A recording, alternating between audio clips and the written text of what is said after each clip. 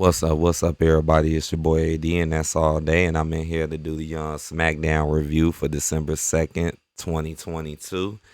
And the headline for the day was Ricochet overcomes Escobar to win the SmackDown World Cup. Okay. Now I'm sorry, y'all. I haven't been like real progressive. Like I've been on time with my reviews, but like my other little talk videos and stuff I do on wrestling, I haven't been really doing because a lot of stuff has been going on. But by next week, I should be back on track and probably have some more stuff to talk about. But a lot of the things that I've said already when it comes to this stuff really hasn't changed, though. Like a lot of stuff I've been saying has been correct. And there's some other things that I noticed too that took me a minute to notice, and it kind of makes me realize some other things. So let's get into it. All right, first we had Sami Zayn defeating Sheamus. Like lame, boring. This will suck. More bullshit for Sami Zayn. Like I said, they care more about Sami Zayn than the bloodline now. How boring and pathetic is that? And I still don't understand why fans still go crazy for this dude. Like he's a liar, he's a snake.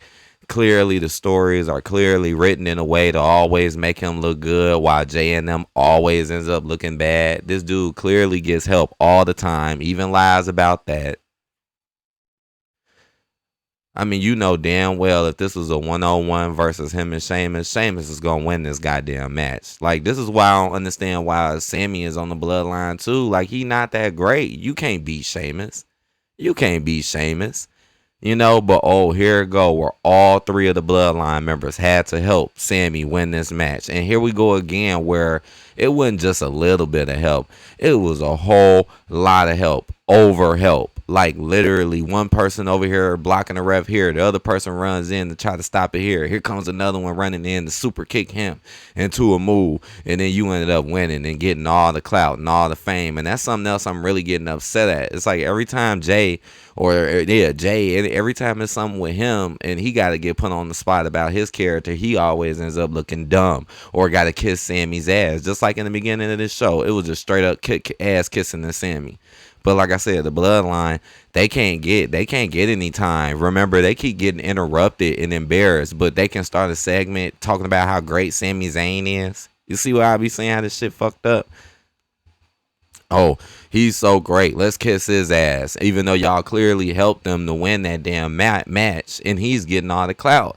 Just like when Jay helped them. When Jay helped them that one time, it was the same shit. He overly helped them. He wouldn't have won that match if it wasn't for Jay. And what happened? He lied and didn't say shit on Jay. Like, come on, man. This is getting old and pathetic.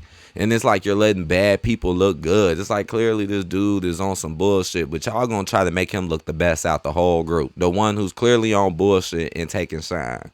That's why I don't like this shit.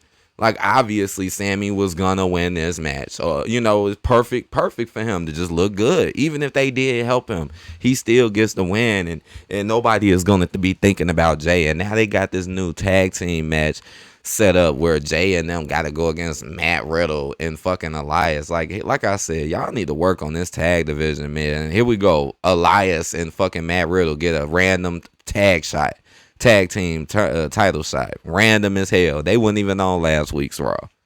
What the fuck? They're not even really a real team. They're not. Like I said, this shit is crap.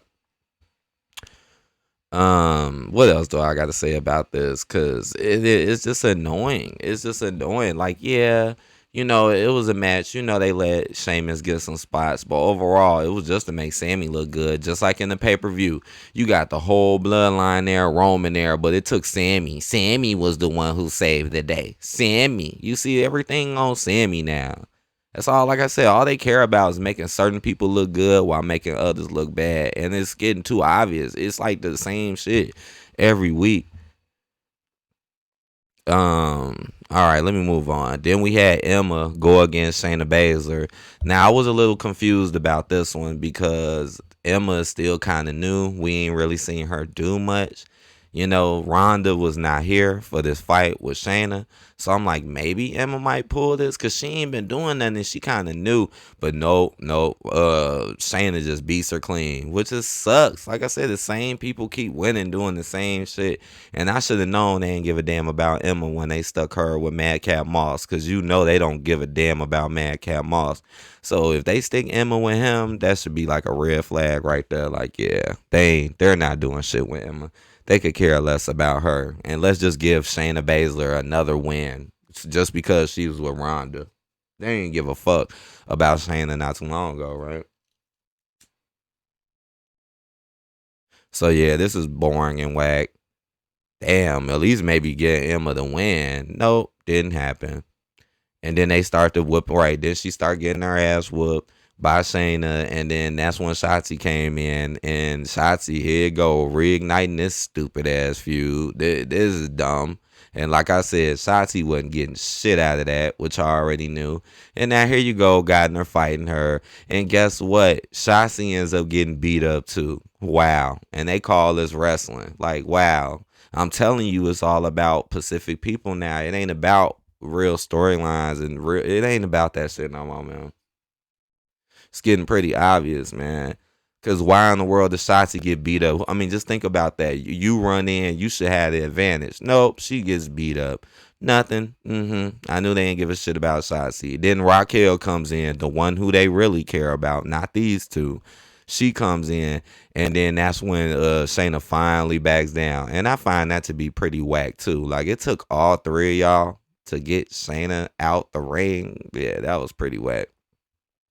And Raquel still running around selling this broke arm, aka protecting her character. She's getting protection while Emma and Shotzi are not getting nothing. See, that's why her arm got messed up, is to protect her. They don't want her to look as bad as some of the other people. They're even finna bring Lacey boring ass Evans back and start promoting her, because they did do some shit with her later in the show too. Then you had, damn, y'all just skipped that. Right. Gunther defeated Kofi Kingston. So after that, now you got Gunther and his crew going against Kofi by himself. So here we go. 3 dudes basically against 1, basically. Here we freaking go. You already should know who's going to win this match. You know damn well Kofi is not going to win this at all. You know they just threw this match together real quick. This match really was for Braun Strowman, really. And I've been signaling that for a while too. I've been saying that. I'm like, watch, even though he didn't win the tournament, watch somehow, some way, Braun still gets a damn title shot and title opportunity. And you see, he didn't even have to win the tournament. And he could just come in what he wants. Because he came in, I think some people would think, he was helping Kofi. No, he wasn't helping Kofi. He just came in there just so he can take all the damn shine, so he could be the next one up against Gunther. Because, like I said, Kofi ended up losing, even though he kind of should have won when the distraction hit. Like, most of the time, they would probably win in that situation, but he didn't. So yeah, Gunther gets the victory, and Braun looks like the damn superhero. Like, he got rid of them. He set up a match with them, because you see the promo right here. Imperial will get these hands. So again, Braun is coming for that title. This whole tournament was for shit. And that's what threw me off too. I didn't know that Ricochet was America. So how you gonna have a World Cup? I knew this whole World Cup shit was bullshit. How you gonna have a whole World Cup, but then have multiple teams from have 2 teams from the same area? That don't make no sense. That the actual World Cup is not like that. It's obviously 1 team from each country. Why the hell is this 2 teams from USA? You see what I'm saying? And the one who I thought was gonna win was Braun, but he ended up losing. But guess what? The other person from USA won, though. That's another thing I thought. Like, are they really going to let the United States lose this? Everything's so kind of predictable. Yeah, I was wrong about Braun, but not necessarily when you really think about it, because they're still building him up exactly to do exactly what I said. I just thought it was going to be him winning the tournament to do it. But you see, this is even worse. He don't even got to win the tournament now. And we gonna get to that in a second with Ricochet. Yeah, that part was crazy too. Sheamus attacks the Usos backstage. So it was a part where Sami was talking about, "Oh, I'm finna get something to eat," and then the Usos was like, "Oh, take them," because they've been all on this whole ass kissing shit. This shit seemed weird. Even when you look at their faces and shit, it just seemed weird, man. Like y'all not really cool with this dude. Even though he did ask him about confronting Sami about lying to him, and then he was like, "Oh, acting like he gonna let it go." But still, it's like this dude did straight up lie to you. Like this is what I'm saying. That's messed up when people can lie, cheat, and do all of this stuff and still get all the shine and credit. That don't make sense. That doesn't make sense. And then anyway, so they Solo went with them because they were like, "Oh, take them with you." So they dipped off. Soon as they dipped off, here comes Sheamus with a shillelagh beating up the Usos. Like I said, man, come on now. So not Sami getting beat up, but the Usos get beat up by Sheamus with a shillelagh. He just comes in and just lays both of the Usos out. I mean, come on, like talk about terrible writing. Oh, let's get something to eat. All right, good. Now they're out the picture. Good. Now let's send them in there to whoop their ass. You see what I'm saying? Because that's what y'all wanted to do from the jump, but y'all keep protecting certain people, and it's getting annoying. That's why this show is gonna get a terrible ass rating. I don't give a fuck if Ricochet won or not, because I already know he's not gonna win the IC title. So it's like, what's the point? You just did that just to not make the Braun shit seem so obvious, but it's still seeming obvious as fuck. Like, damn, this is his bullshit. Everybody got some bullshit storyline.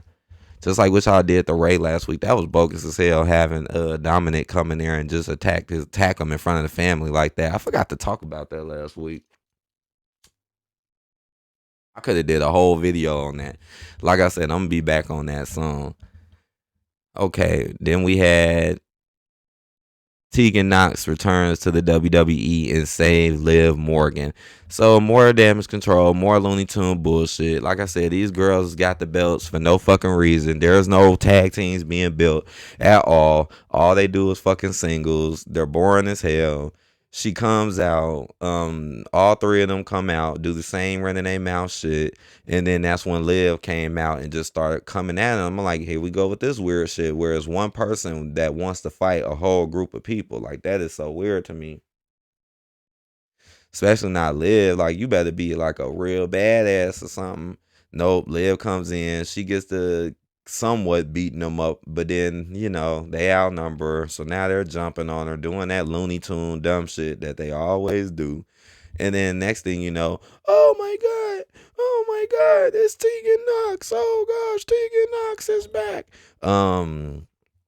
Tegan Knox, man. The funny part is, I heard that she was coming back before this happened. Like I heard it before it happened. I don't know how the hell Muzz found out. Probably because it was announced. Because they did announce it, or somewhere they said it. But anyway, she came out. Next thing you know, Tegan gets her ass whooped. Like, here we go. Now Tegan's getting her ass whooped. Like, huh? But you the one who ran out.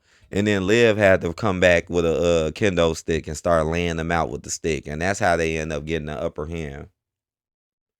And what is up with this Tegan Knox girl? Like that outfit looks horrible. Like it's like she come out looking like some meth head or something. Like the hair, the pants. Like I don't know what's up with that. And I guess they gonna be clicking her up with Liv. So maybe Liv might have a partner now. Maybe this could be the new team coming for the tag belts. Here we go with another new introduction, something that y'all keep doing, even though y'all keep using the same people over and over again and not really using the other talent y'all got. Like, what y'all just waiting on their contracts to go up? Is that what's happening? What? Right now, that Sami Zayn feels more Ucey than ever in the bloodlines. Bullshit. So just know that happened with Tegan Knox is back. Bray Wyatt had another promo towards LA Knight. Boring, same old stuff. This dude has literally been doing the same pretty much exact thing since he's been here, and he's been here for almost 2 months now, and nothing has changed. Y'all paying this guy all his money to just talk and not really do anything exciting wrestling wise. It's like commercial as shit. And the evil demonic stuff is just getting really annoying too. Y'all got a lot of people who are like really evil and really demonic. And I'm tired of seeing that ugly, jerpy eyed dude pop up on the goddamn screen every fucking show. I mean, golly, man. Do y'all even care about y'all fans? Just think about your average watcher who don't really watch wrestling like that. And then they look up at the screen and see this ugly, jerpy eyed dude on the screen. You think they gonna want to watch that shit? They see all this demonic commercial shit. You think they gonna want to watch that? I don't think so. They gonna be like, "What's stupid?" They gonna be like, "Is this the WWE?" That's what they gonna say. Let me see. Let me see. Right, Lacey Evans. She did her little thing. Right, talking about back to boot camp. Here we go again, where they act like they're reenacting characters, but they do the exact same shit. Just like with the Viking Raiders, they did the exact same thing. Now here it go. Let's make her go back to boot camp. What's so different about that? She's already been doing that and dressing like that and claiming that. It's just a fake way to give people more shine and attention. Like I said, y'all could have put this time with Madcap Moss or some shit. Gave him something. So many other people. Now we're going to give it back to Lacey Evans because apparently we got some things planned for Lacey Evans. Another reenactment. So don't be surprised if she bounced back like the Viking Raiders and just start destroying everybody for out of nowhere. And then you had the final match, which was Ricochet going against Santos Escobar. Now again, I was thinking maybe Escobar was gonna win it just to just say F to this storyline with him and set up a new beef with them and Gunther, which would have been, I guess, something, their group versus his group. But nah, can't let America lose, even though there were two, more than one in the tournament.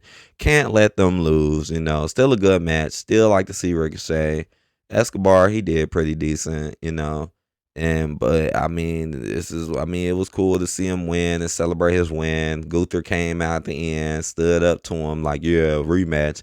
I mean, I do want to see the rematch, but it's still not that great knowing the outcome. It's just pretty obvious that Ricochet is not going to win this title, and they're going to set up Gunther versus Braun. Like that, they ain't gonna. I doubt they'll set Ricochet versus Braun. I mean, just think about it. Just like with Rey Mysterio, they had, like I said, they had you going real hard on Rey. Like, oh, Rey's gonna do this, and you see, got the Gunther, lost. That's what's gonna happen to Ricochet. It's gonna be all about Braun Strowman next and what he does to Emporium, and then and again, his ass just got thrown in it. You see, though, you see it. It's gonna happen. He's just gonna get thrown in it, get all the clout, beat Gunther. Let's not forget, they literally had Gunther running away from Braun Strowman. Come on now, this sucks. This is what, a 2. What, you get a 2 just for the Ricochet victory? What? Yeah, because everything else was sucky and horrible. So this like a 2, maybe even a 1.5, but I'll just give you a 2 just because of the Ricochet victory. Yeah, but I can't give you too much more because I know it ain't gonna really get them nowhere. And again, it's the same old people getting embarrassed, the same old people winning, the same old dumb stuff. It's really not kind of cool. Yeah, I don't know. When is this shit gonna change, right? It's not changing. So you get a 2 out of 5 from me. I hope y'all enjoyed this episode. And by next week, I should be more set and have more wrestling stuff to analyze and go into. I may have missed a few things in this episode. I may have, but I think I pretty much got to the majority of it. SmackDown is a little shorter. So I will talk to you guys on the later tip. I hope y'all like, comment, subscribe. Let me know what y'all think. And I will see you guys later.